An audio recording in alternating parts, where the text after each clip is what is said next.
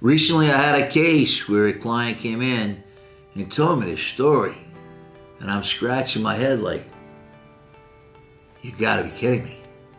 And he told me about how he was working and there was a bunch of children that had breakfast in the morning at the private school, and there was allegations against him that were screened in by DCF, and he was being investigated for allegedly putting hot sauce in the children's food and in their mouth and physically abusing them and grabbing them and hitting them and pinching them and all types of just things that just didn't make sense, especially when you met the guy. And so you can never judge the book by the cover. So we sent a release to the DCF investigator, spoke to the investigator, who was kind enough to describe the allegations. And I'm looking at the phone like, you're kidding, right? And the investigator says, no, this is what we're investigating. I said, holy cow.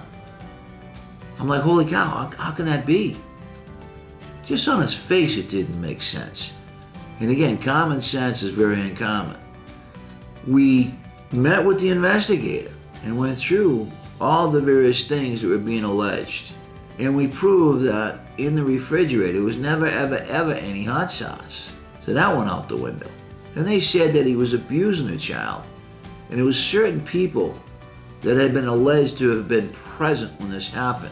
So we got those individuals that were allegedly present to say, not only did this not occur, that this individual they were claiming was hitting these children was not present at the breakfasts for a whole host of reasons. One of them was because this person was traveling quite a bit and was out of state, out of the country at times.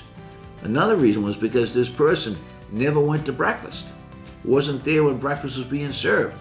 And that was corroborated, and therefore the allegation was disproved by numerous individuals. And that was a real simple task.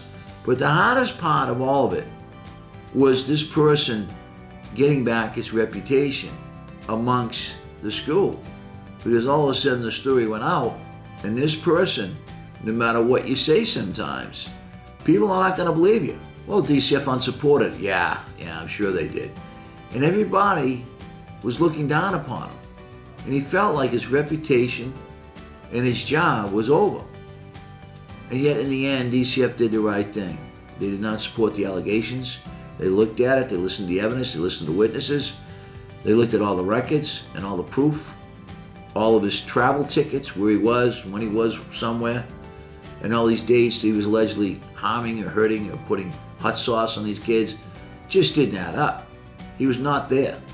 And DCF, much to their credit, reversed, overturned, and did not support this allegation of neglect or physical abuse. Now, how does my client, though, get back his reputation? That's the million-dollar question. And the answer is he never will.